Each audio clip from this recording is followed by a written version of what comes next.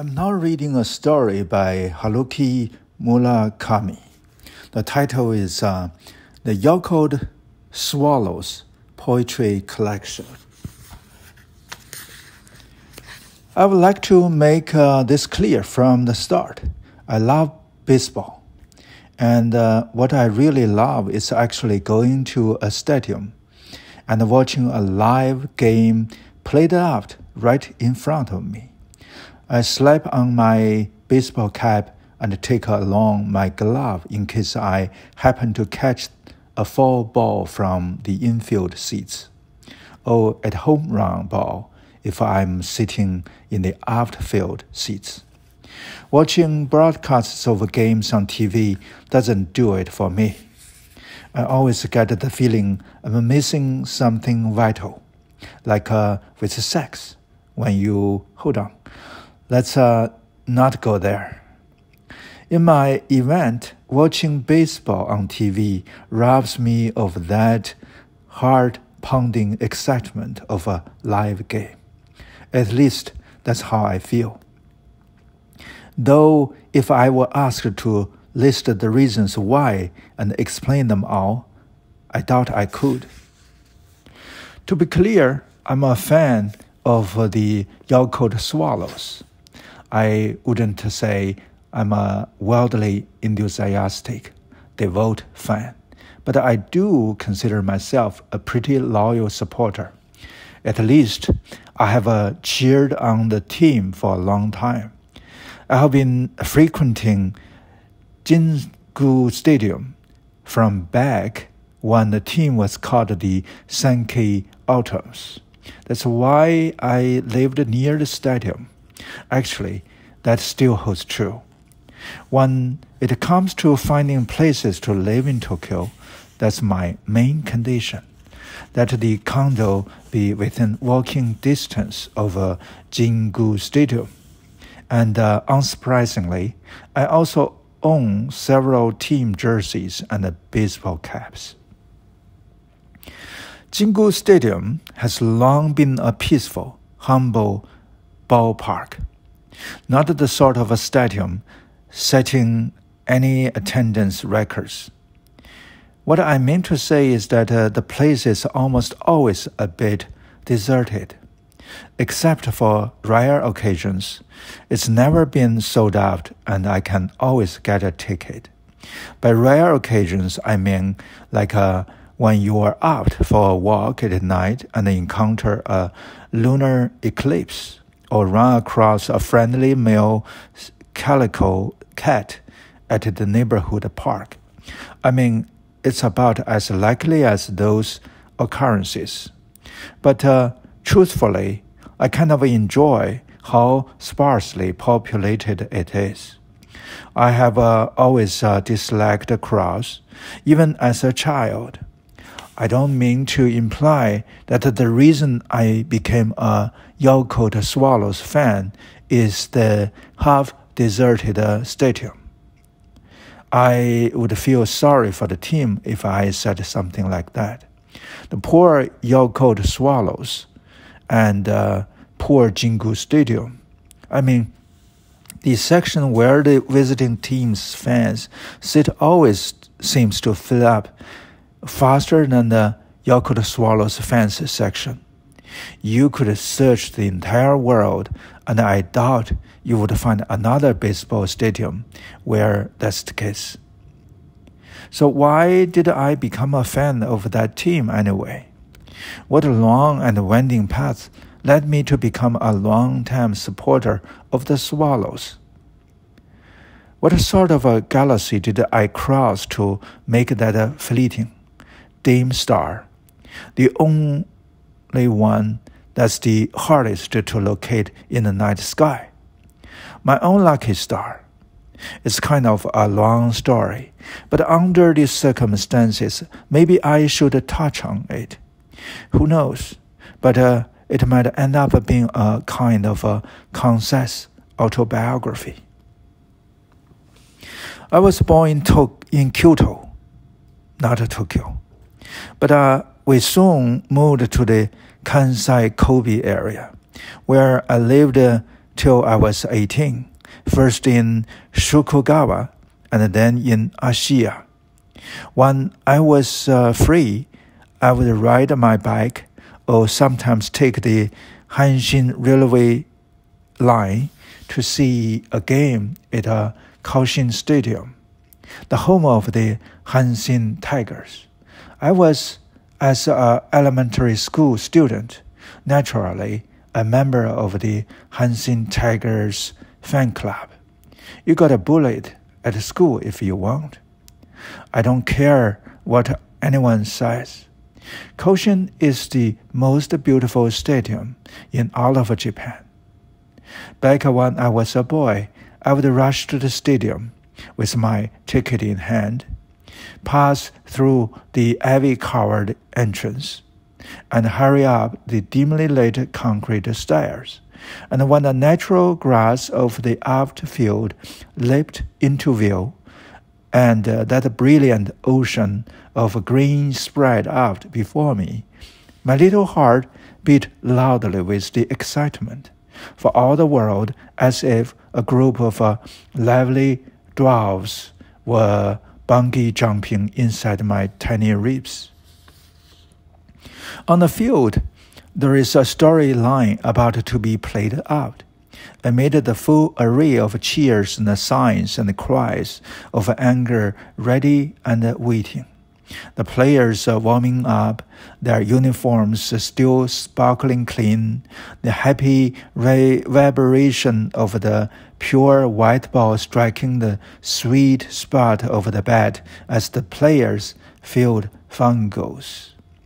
The determined shouts of the hawkers selling beer, the fresh new scoreboard before the game begins.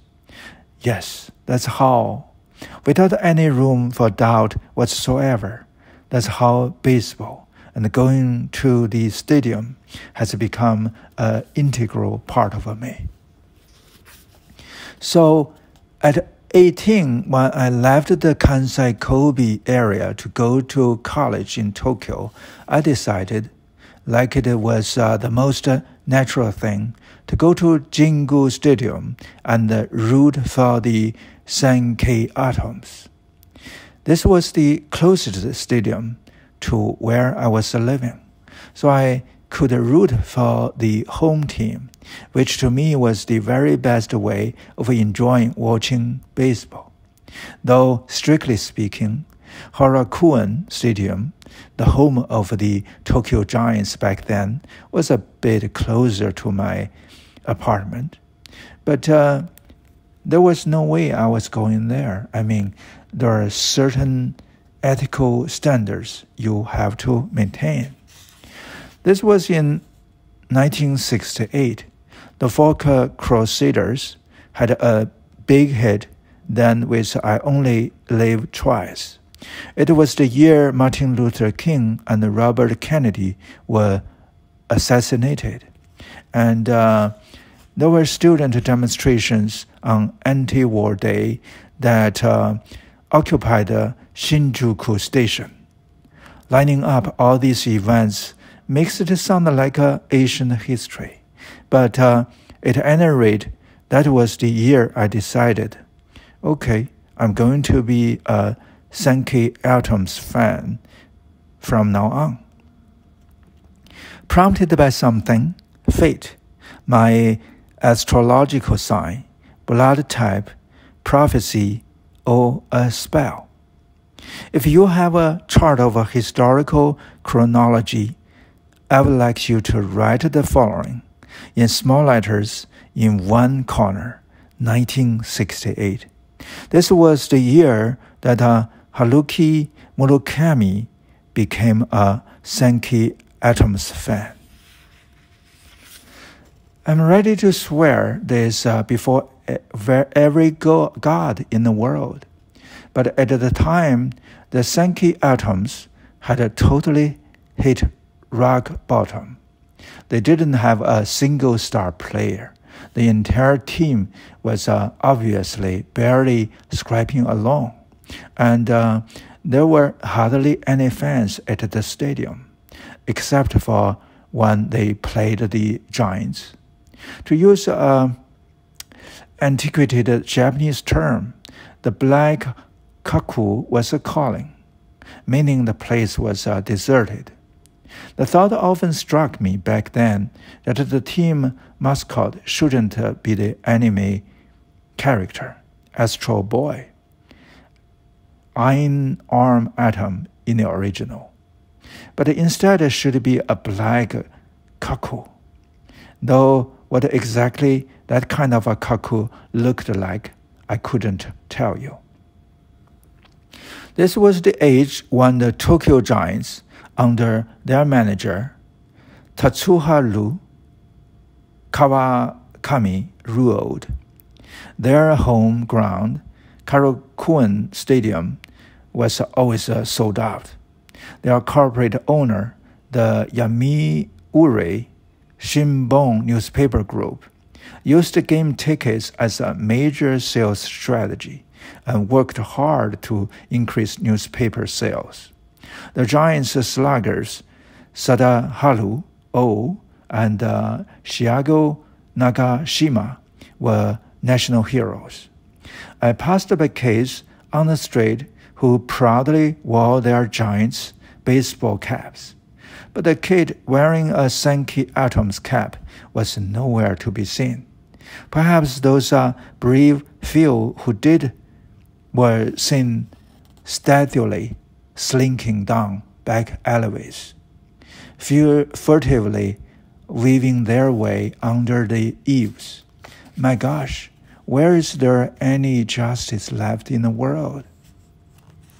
But whenever I had a free time, and back then I was free most of the time, I would walk over to Jingu Stadium and silently root for the Sankey Atoms by myself. They lost much more often than they won, probably losing about 2/3 of their games. But I was still young. As long as I could stretch out on the grass past the outfield, have some beers, and watch the game, occasionally gazing aimlessly up at the sky, I was pretty happy.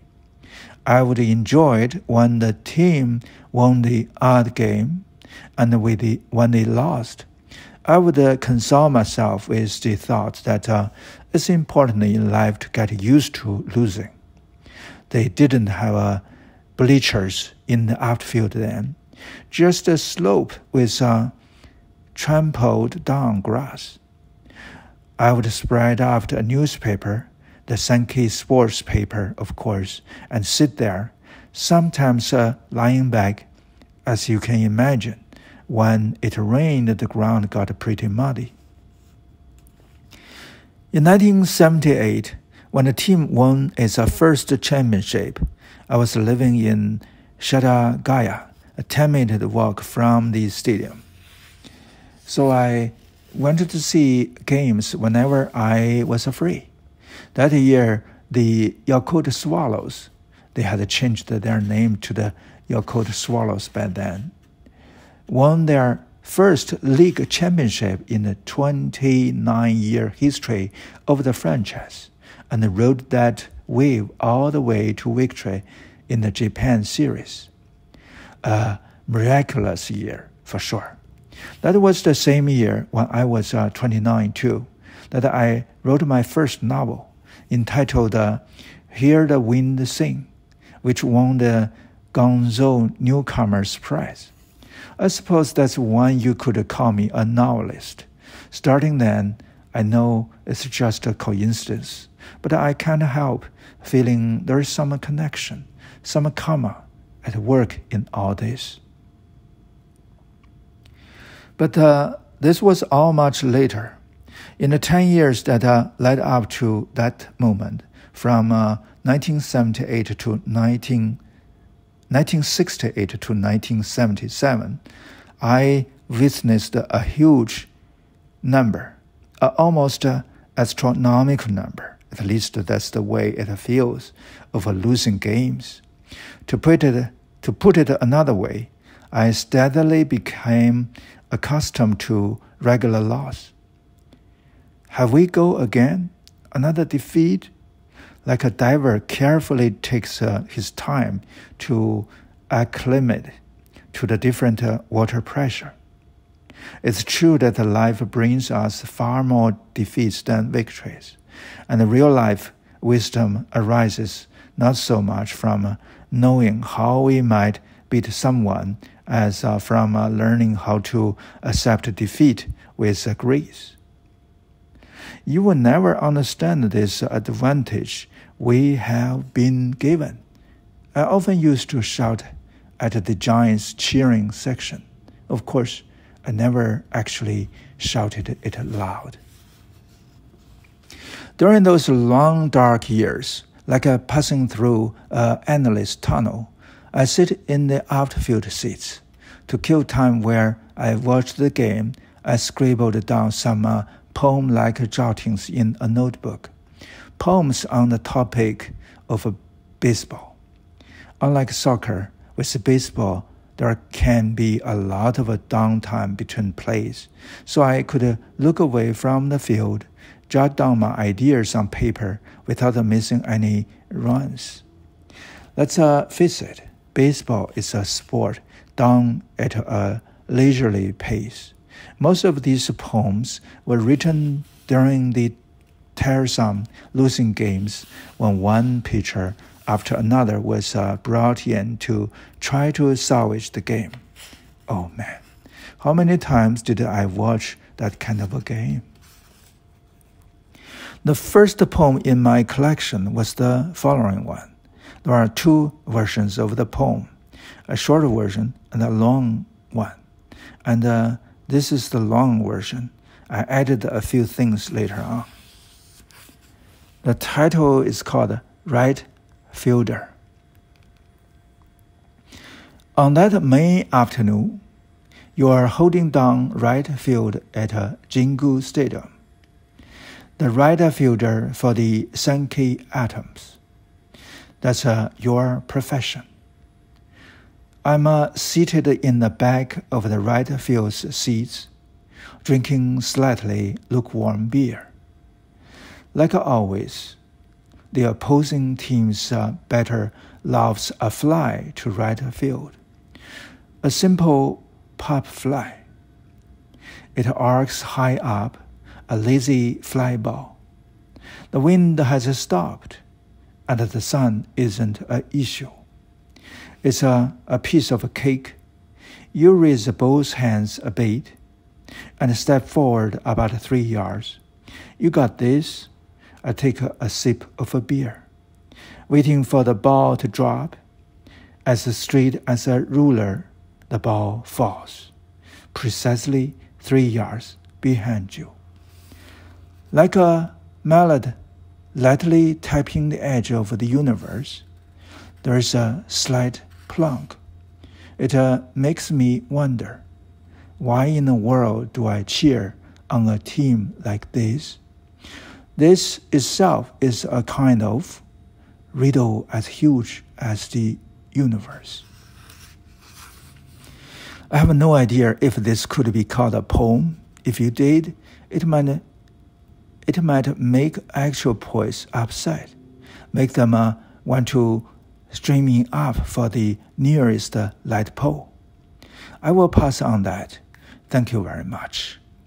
Okay, but then what should I call these? If there is a better name for them, then I would like to know it. So for the time being, at least, I labeled them poems, and I gathered my poems into a book called the Young Cold Swallows Poetry Collection and published it. If poets want to get all bent out of shape over it, then be my guest. This was in 1982, a little before I finished writing my novel, A Wild Sheep Chase, 3 years after I had debuted as a novelist, if you could call it that. Major publishers were wise enough, of course, not to show even a smidge of interest in putting out my book of poems. So I end up basically self-publishing it. Fortunately, A friend of mine ran a printing company, so I could print it up on the cheap. Simple binding, 500 numbered copies, each and every one signed by yours truly, Haruki Murakami. Haruki Murakami. Haruki Murakami. Predictably, though hardly anyone paid it any attention, you'd have to have a pretty odd taste to lay down good money for something like that. Oh, the person who's reading this story, you pronounce my name probably wrong. My name is Haruki Murakami. Okay. I think I sold about 300 copies all told. The rest I gave away as souvenirs to various friends and acquaintances. Nowadays, they have become valuable collector's items and fetch unbelievable prices. You never know what's going to happen. I only have 2 copies myself. If only I had kept more, I would be rolling in dough by now. After my father's funeral, 3 of my cousins and I drank a ton of beer. 2 of my cousins were on my father's side, around the same age as me, and the third was a cousin on my mother's side, about 15 years younger. We sat around till late at night, throwing back the beers. Beer was all we drank, and no snacks either. Just an endless parade of a beer. I had never drunk that much beer in my life. By the end, about 20 of those large 21-ounce Kirin bottles stood empty on the table. How my bladder held out, I have no idea. On top of that, while we were downing all this beer, I stepped up to a jazz bar near the funeral home and had several Four Roses whiskeys on the rocks. I don't know why I drank so much that night. It wasn't like I felt any deep emotions or anything. I wasn't feeling particularly sad or empty. No matter how much I drank, though, I didn't get drunk. And the next day, I didn't even have a speck of a hangover. In fact, when I woke up the next morning, my mind was sharper than usual. My father was a dyed-in-the-wool Hanshin Tigers fan. When I was a kid, my father was in a full mood whenever the Tigers lost. Even his facial expression would change.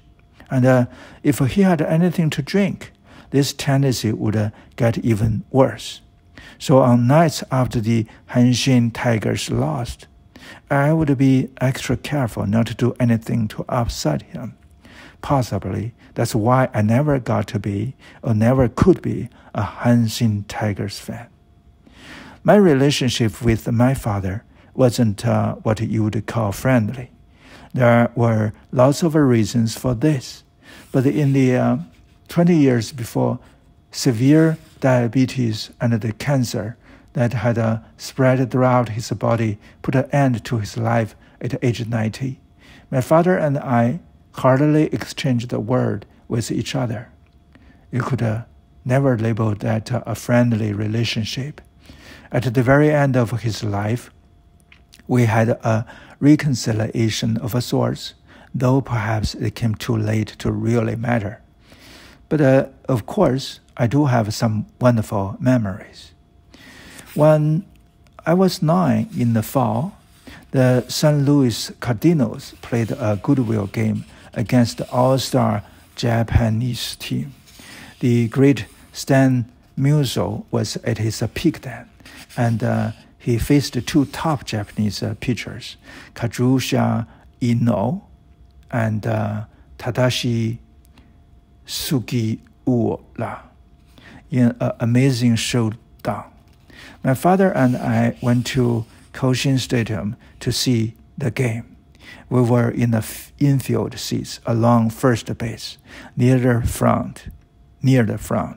Before the game began, the Cardinals players made a circuit over the whole stadium, tossing signed soft rubber tennis balls to the crowd. People leapt to their feet, shouting, wanting to grab the balls, but I just sat in my seat, vacantly watching all of this happen. I figured that a little kid like me had no chance of getting one of those signed balls. The next instant, however, I suddenly found one of them in my lap. By total chance, it just happened to land there, plop, like some divine revelation. Good for you, my father told me. He sounded half shocked, half admiring.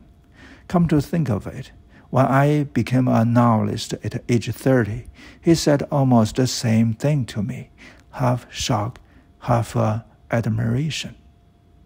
That was probably the greatest, most memorable thing that happened to me when I was a boy.